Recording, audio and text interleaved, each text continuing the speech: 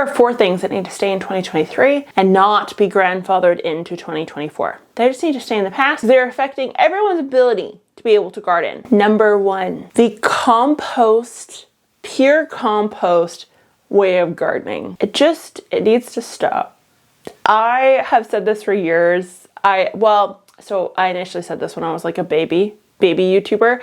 And when I said it, and I think I'm pretty sure I deleted the video because I was like, oh my gosh, the hate. It's the internet, you're gonna get hate. I probably should just make that video live again. But regardless, the idea of using pure compost to garden in is ludicrous. It is crazy. What are you thinking? No, don't, stop. The idea of using pure compost has a few different problems. Number 1 is the fact that you're using plant material in a high volume on top of soil. If you're doing like a no dig, or if you're doing a container, just pure compost, there's a lot of chemicals in plant material. Plants are meant to survive, and they want to let their offspring survive and thrive as well. And so you utilizing plants can result in harm to your garden. So whether that's in the form of persistent herbicide, which some of you have experienced, I've been DM'd so many or emailed so many photos of very obvious persistent herbicide damage from people who chose to go the pure compost route, all the way to really excessive or high variability in nutrient content. So to put this into perspective, I was talking to one of the lead scientists over at Sungrow Horticulture, and she's a media scientist. And when I say media, I mean like growing media, not media. And I was talking to her about these compost products or vermicast products, or even like charcoal or biochar, for example. And she said, whenever we're utilizing organic material, the variability is very hard to control. And when you're looking at like marketing something, in the case of what Sungrow would be trying to do, you're looking for a product that is going to be the same every single time. And so that's what makes it difficult to incorporate compost, for example, because your potting soil is going to be so up and down in regards to the NPK, micronutrients, etc., and so forth. So when you think about it, and you're using pure compost in your garden, there is zero guarantee you have the right levels of nutrients, that they're not out of whack, and that, again, there's no herbicide or harmful bits and bobs in that. I want that trend to end so badly. Do I want the use of compost or manures or organic material to end entirely? No, I'm not saying that. I am saying everything in moderation, folks. So if we're using compost, it should be incorporated with soil. That's reasonable. If you're using compost to rejuvenate old potting soil, it should be used with potting soil, peat, coconut coir. I don't care what it is. As long as it's not pure compost.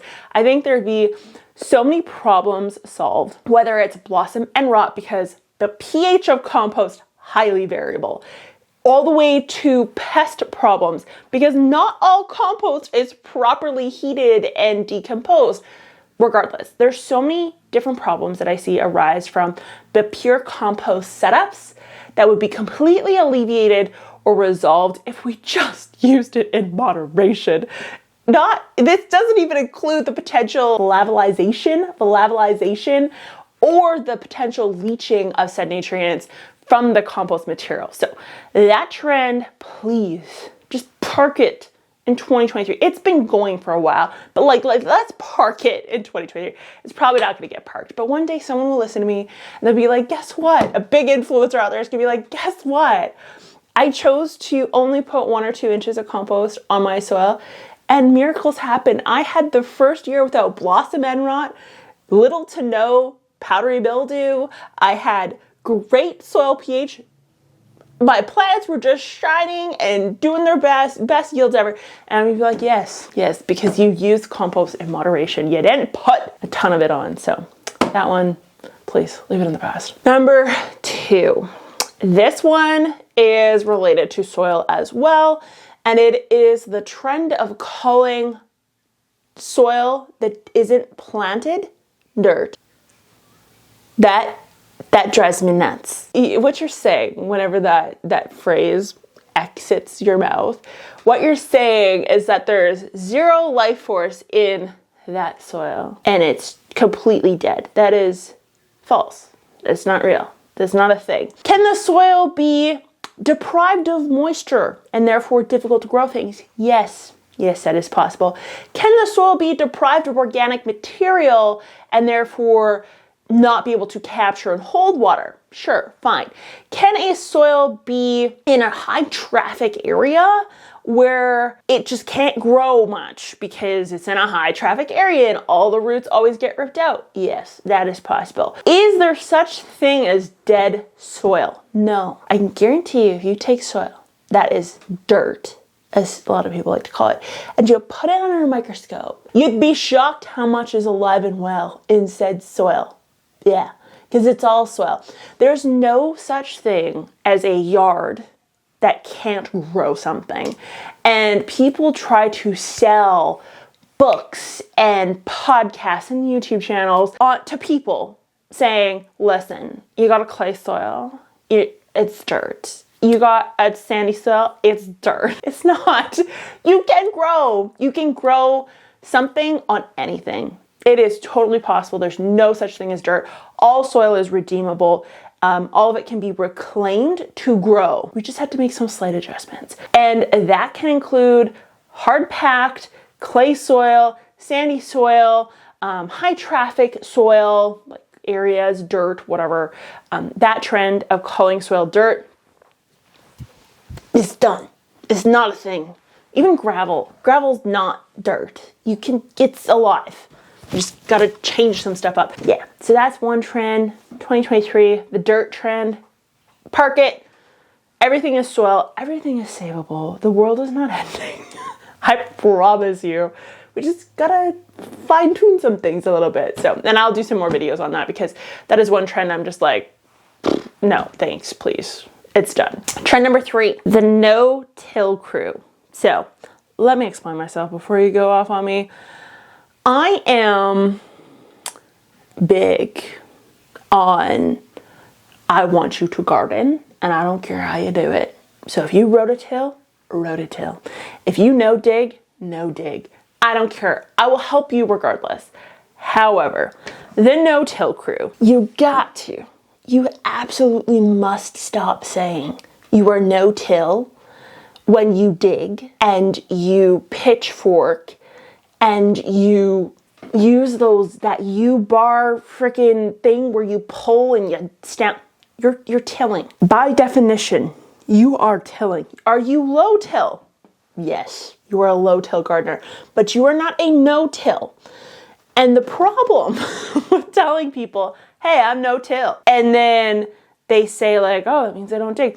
They're gonna take that literally, and then they're gonna watch your channel or they're gonna read your blog, and then you'll be like, yeah, this person, they don't till. They just sprinkle the seeds on the surface and then they add compost on top or whatever they're adding on top. And that's it. That's all she wrote. And then they'll fail at gardening because the reality is that they're not watching your videos where you are using a broad fork. That's what it is. A broad fork, or you're using light tillage, whether that's digging a hole bigger than the size of the root ball, mixing in some materials, whatever the case is. The no-till trend, I think, is almost dead because it's burned enough gardeners to help them realize that no-till is not necessarily viable. So what I'm hoping is in the future, we are utterly transparent about what kind of gardening technique we're using, which is low-till garden method. That's what I use. So what that means is I will utilize broad forks. I will use hand trowels or shovels if I need to break up said aggregation. And that may be temporary. That may only be a year of doing that. That may be 2 years of doing that.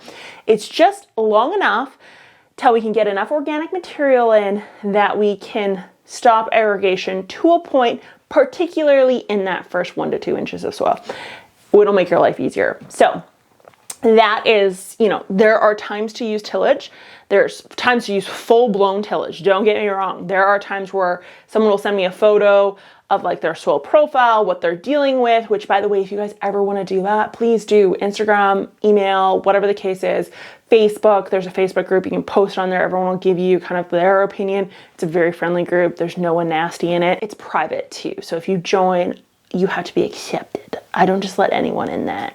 But anyways, yeah, so I personally, I will tell you what you need to do and why, and I'm unbiased. All I want you to do is grow a garden well. And if that means using a rototiller for that first year, that means using a rototiller for the first year.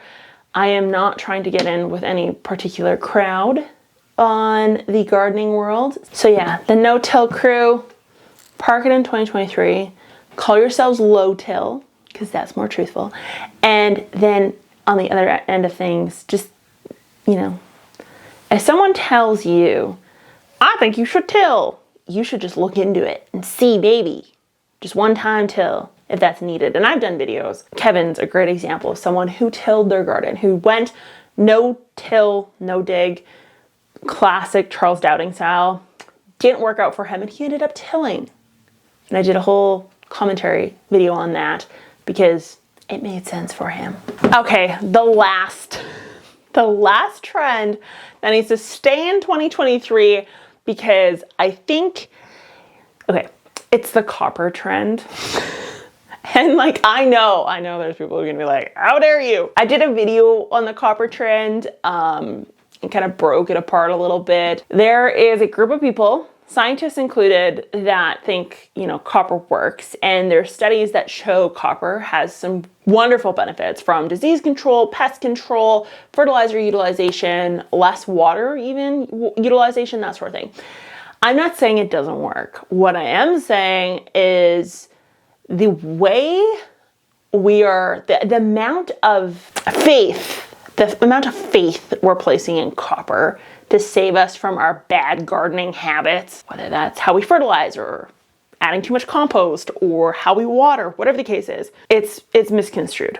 Copper is a great tool when utilized properly to potentially, the jury's really out on this still, to help with your gardening. And when I say that, I mean like there's a very specific setup that needs to happen. We're not talking a piece of copper kind of like in the ground and then wrapped up in the air. Like, we're talking electricity connected, an antenna, certain depths, you name it. Yeah. Does copper work? Yes. Do I think we should put as much stake in it potentially saving our gardens as we do? No, absolutely not. I don't think it is going to save you if you haven't already mastered gardening. What I think it can do is, if you are a great gardener and you know exactly what you're doing, I think you should heavily research what needs to be done, because we're talking like a dome type setup over the space in a greenhouse setting, preferably, where this could work and potentially give you added benefit. But if you haven't mastered the basics, I wouldn't spend a ton of money on copper. I would rather you spend the money on proper soil conditioning and a healthy, proper plant setup, whether that means seed starting environment, mastering that, or just what you're purchasing at the store. Knowledge. I would rather you invest in knowledge. If you spend your money anywhere, I'd rather you spend it on like a great book about gardening, or your energy and time on listening to maybe me. You don't have to listen to me, I'm not saying that, but science-based info, that's all I care about. Copper trend should stay in 2023 as a this is gonna fix my problems thing. It's not gonna fix them. So I hope you guys enjoyed the 4 things that need to stay in 2023 and not move into 2024. If you guys want to see the trends that I predict are going to take place for 2024, be sure to check out my video later on this week, and I will talk to you guys next time. Bye.